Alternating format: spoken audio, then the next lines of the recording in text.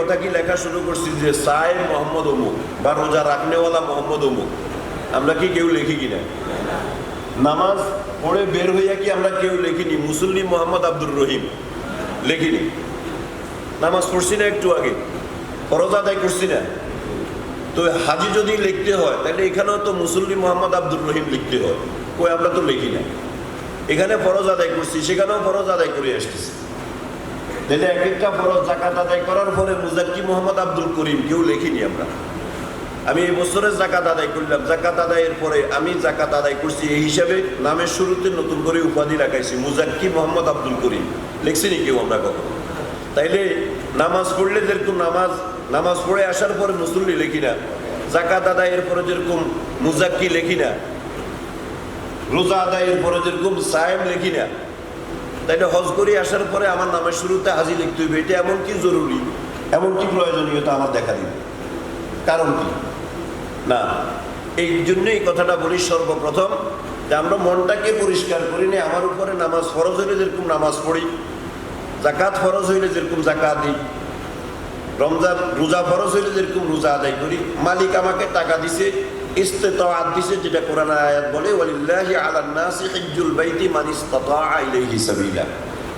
আমাকে আল্লাহ ইস্তেতাআত দিছে, হজ ফরজ করছেন। হজ যতটুকু টাকা পয়সা হইলে বলে ফরজ হয়, এতটুকু টাকা পয়সা আল্লাহ রাব্বুল আলামিন আমাকে দিছেন, এই জন্য আমি হজে যাইতেছি। রোজা ফরজ হয়েছে এই জন্য রোজা আদায় করলাম, নামাজ ফরজ হয়েছে নামাজ আদায় করলাম, জাকাত ফরজ হয়েছে জাকাত আদায় করলাম, আমার হজ ফরজ হয়েছে এই জন্য আমি আমার ফরজ হজ আদায় করতে যাইতেছি।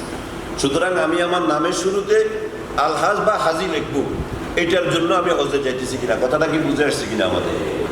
কেউ কেউ এরকমও আছে, মাইজদি বাজারের আশেপাশে এক বাড়ি আছে, ওই বাড়িতে অনেক হাজি সাহেবরা আছে। তো একজন মনে করেন 20-30 জন হাজি ওই বাড়িতে আছে। এখন সবাই হজ করছে একবার, এক লোক উনি 2বার হজ করছে বা তার চেয়ে বেশিবার হজ করছে। এখন যারা একবার হজ করছে তাদের থেকে নিজের অবস্থানকে একটু উপরে বোঝানোর জন্য উনি নতুন একটা ব্যাখ্যা বাইর করছে। ব্যাখ্যা কি, যারা একবার হাজি করে, একবার হজ করে, তারা তাদের নামের শুরুতে লিখবো হাজি, আর যারা 2বার ততোধিকবার হজ করছে তারা লিখতে পারবো আলহাজ। এরকম কোনো ব্যাখ্যা আপনারা কি কোথাও পাইছেন কিনা? কিন্তু নিজের অবস্থানটাকে উপরে বোঝানোর জন্য উনি 2বার করছে বা 3বার করছে, এটাকে বোঝানোর জন্য নিজের মন মতো একটা ব্যাখ্যা ছেড়ে দিছে। এত দরকার কি হাজি কাকে বলে আলহাজ কাকে বলে এটার ব্যাখ্যা আপনাকে করার? এর অর্থ হচ্ছে এটা ওনার মনের ভিতরে সমস্যা আছে। কথা কি বুঝে আসছে কিনা? আমার নামের শুরুতে আলহাজ বা হাজি লেখানোর জন্য যাইতেছি না, বরং মালিক আমার উপরে হজ ফরজ করছেন, আমি আমার দায়িত্ব, আমি আমার ফরজিয়ত আদায়ের জন্য বাইতুল্লাহর উদ্দেশ্যে রওনা হতেছি। কথাটা কি আমি বুঝাইতে পারছি কিনা আপনাদের? তাইলে নিয়ত একবারে পরিষ্কার পরিচ্ছন্ন করে তারপর আমি হজের উদ্দেশ্যে রওনা হবো ইনশাআল্লাহ। ঠিক আছে তো ইনশাআল্লাহ? 2 নম্বর কথা হচ্ছে হজের সফরে গেলে একটা জিনিস খুব বেশি প্রয়োজন, আপনাদেরকে একটা কথা আরেকবারও বলি, যে কথাগুলি আপনাদেরকে বলি অভিজ্ঞতার আলোকে, কয়েক বছরের অভিজ্ঞতার আলোকে নির্যাসগুলি আপনাদের সামনে রাখতেছি। অনেকগুলি কথার মূল নির্যাস আপনাদের সামনে রাখতেছি যেন আপনাদের উপকার হয়। আমাদের এই কথাগুলির দ্বারা আপনাদের যেন হজ হয়, হজ যেন কোনোভাবে আপনার হজের আমলের ভিতরে শয়তান না ঢুকতে পারে। আপনি টাকা পয়সা খরচ করে, শারীরিক পরিশ্রম, অর্থনৈতিক পরিশ্রম সবগুলি করে আপনার কাজটা যেন কাজ হয়, আপনার কাজকে কাজ বানানোর জন্যই আমাদের এই আলোচনা, আর অন্য কিছু না। 2 নম্বর যে বিষয় সেটা হচ্ছে বাংলাদেশি হাজিদের মধ্যে ধৈর্য খুব কম। আমাদের নোয়াখালীতে এই মুহূর্তে 34 ডিগ্রি সেলসিয়াস গরম চলতেছে, ঠিক আছে কিনা বলেন? গরম চলতেছে, এটা খোদা প্রদত্ত। শিল্পকলা একাডেমিতে আমরা এখানে আয়োজন করা হয়েছে, কালকেও ঠিক এই সময়ে আয়োজন চলতেছে। হঠাৎ কারেন্ট চলে গেছে, আমাদের ডাক্তার মহোদয় যখন আলোচনা করতেছেন কারেন্ট চলে গেছে। ঠিক আছে, গরম চলতেছে, কোনো সন্দেহ না, প্রত্যেকে ঘামাইতেছে, ওনাদের কাছে কষ্ট হইতেছে, সব ঠিক আছে।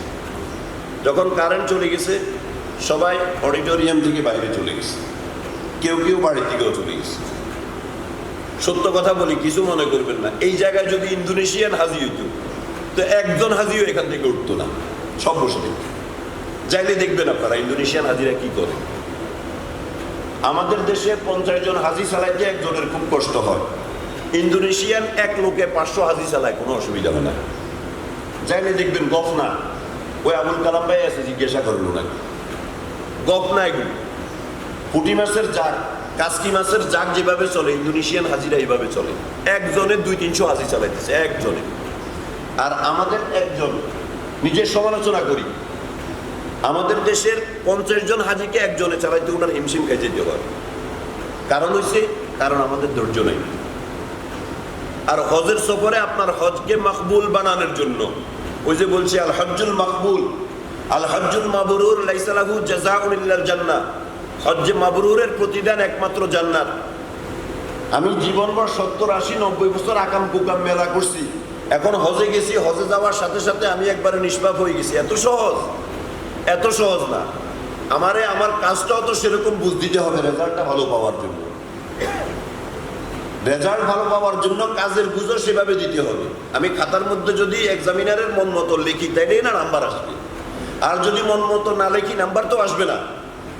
ঠিক তেমনি ভাবে হজ্জে মাবরুরের প্রতিদান জান্নাত। জান্নাত নিতে হইলে হজকে হজ্জে মাবরুর বানাইতে হবে, তারপরেই তো আমার আসবে জান্নাত। আর এই হজকে হজ্জে মাবরুর বানানোর জন্য সবচেয়ে প্রয়োজনীয় গত 7-8 বছরে আমার যেটা অনুভব হয়েছে সেটা হচ্ছে ধৈর্য। ধৈর্য যদি না থাকে আপনি আপনার হজকে হজ্জে মাবরুর বানাইতে পারবেন না।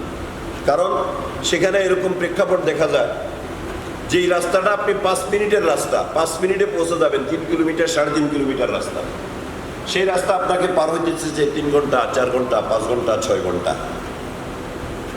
এখন আপনার যদি ধৈর্য না থাকে তো আপনি কতক্ষণ পরে মোয়াল্লিম, আর ভাই কিসে গাড়ি না কিসে, আমি তো নামি গেছি। হোটেলের থেকে সব লোক নামবে, তারপরে দাঁড়াবে, সৌদি মোয়াল্লিম নিজের তত্ত্বাবধানে গাড়ি পাঠাবে, এরপরে যখন গাড়ি আসবে তারপরে আপনি যাবেন। যাওয়ার সময় আপনি শুধু যে আপনার গাড়ি 50 জন হাজি এক গাড়িতে যাইতেছে বিষয়টা তা না। আজকে এখান থেকে মিনায় রওনা হয়েছে 20-25 লাখ হাজি সব একসাথে। 20-25 লাখ হাজি যখন গাড়িতে রওনা হইবে তখন ভিড়ের অবস্থা কি হবে বলেন? ভিড় হবে কিনা বল? হবে। আপনি যদি আপনার মেয়ের বিয়েতে মাত্র 50 জনের অ্যারেঞ্জমেন্ট করেন তাইলে ব্যবস্থাপনা একরকম হবে, আর যদি 500 জনের করে তাহলে ব্যবস্থাপনা আরেক রকম হবে। কোনটা সুন্দর হবে বলেন? সুন্দর কোনটা হবে? পরিপাটি কোনটা হবে? 50 জনের ব্যবস্থাপনাটা পরিপাটি হবে। আর যদি 500 জনের হয় আপনি প্লেট আনছেন 200, একবার খাওয়ানোর পরে আবার প্লেট দুনিয়ার আবার ধুইতে দেখা যায় যে খুব তাড়াতাড়ি ধুইতেছে, এক প্লেটের মধ্যে কিছু তেল রয়ে গেছে, দ্বিতীয় গ্রুপের জন্য এই তেল সহকারে প্লেট টেবিলের মধ্যে আসবে। তো এটা কি পরিপাটি হইল কিনা? আর যদি 50 জন হয় তাহলে 50টা প্লেট এনে পরিষ্কার পরিচ্ছন্ন করে একসাথে টেবিলে দিয়ে দিলেন, একবারে সাজানো গোছানো পরিবেশের ভিতরে। এখানে যদি মনে করেন 300 লোকের ব্যবস্থা থাকে, যদি 600 লোক আসে তাহলে অ্যারেঞ্জমেন্ট সুন্দর হবে না? একটু বিশৃঙ্খলা হবে, বিশৃঙ্খলা হবে। তাইলে 25-30 লাখ হাজি একই সময়ে মিনার উদ্দেশ্যে রওনা হয়েছে, বিশৃঙ্খলা হবে না? এই বিশৃঙ্খলা আপনাকে মেনে নিতে হবে। আর মেনে নেওয়ার জন্যই আমার আপনার ধৈর্যের খুব দরকার হবে সেখানে। আমি কি বুঝাইতে পারছি কিনা?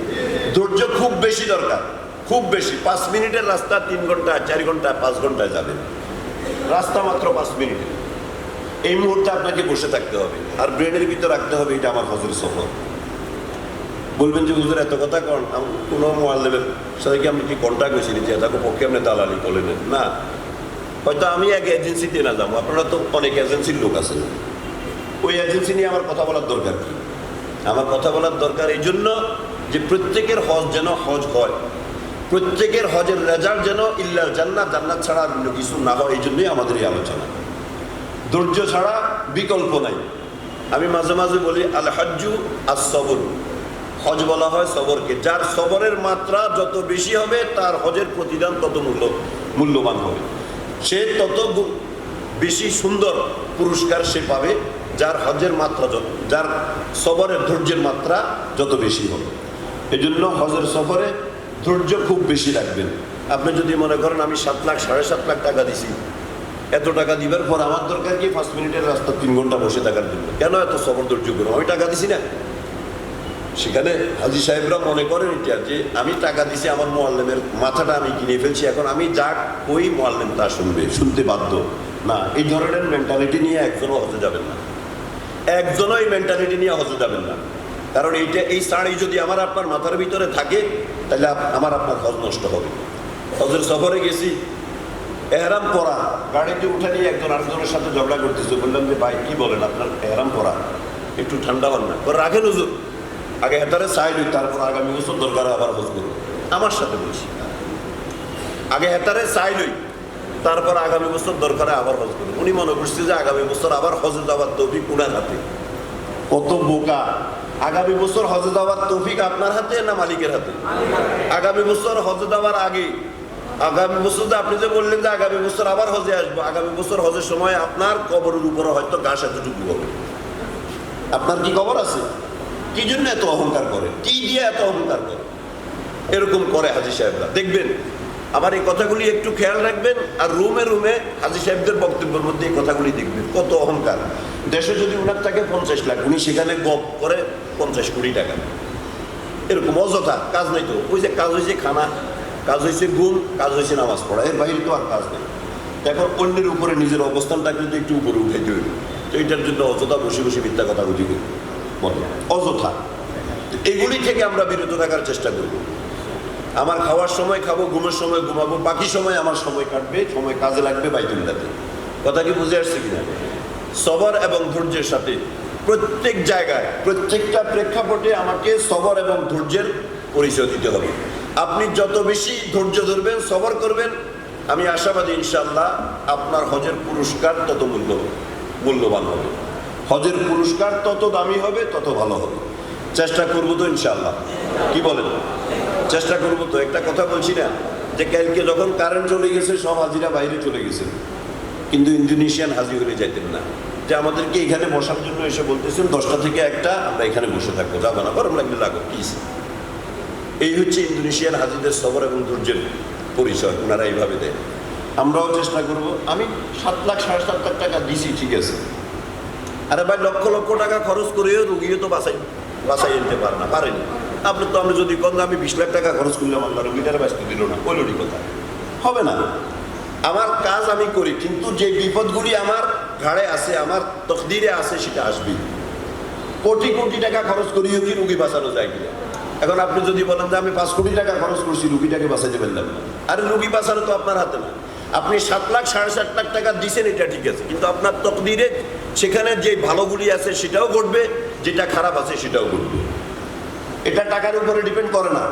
এই জন্য ধৈর্যের উপরে আমি খুব কথা বলি। এগুলি আমারও প্রথম ছিল না, পরে যাইয়া দেখলাম যে এটা ছাড়া তো বিকল্প নেই। এটার বাদ যদি আপনার ছেড়ে যায়, তা আপনার হজের 12টা বাজবে। কারণ আপনি যেভাবে টাকা খরচ করে আপনি যেভাবে চাইতেছেন আপনার হজটাকে আল্লাহর দরবারে কবুল করে নেওয়ার, এর বিপরীতে আরেকজন আছে, সেও চাইতেছে আপনার হজের কিভাবে 12টা বেজে যায়, সেটার পিছনেও তার চেষ্টা চলতেছে। সে কি? শয়তান।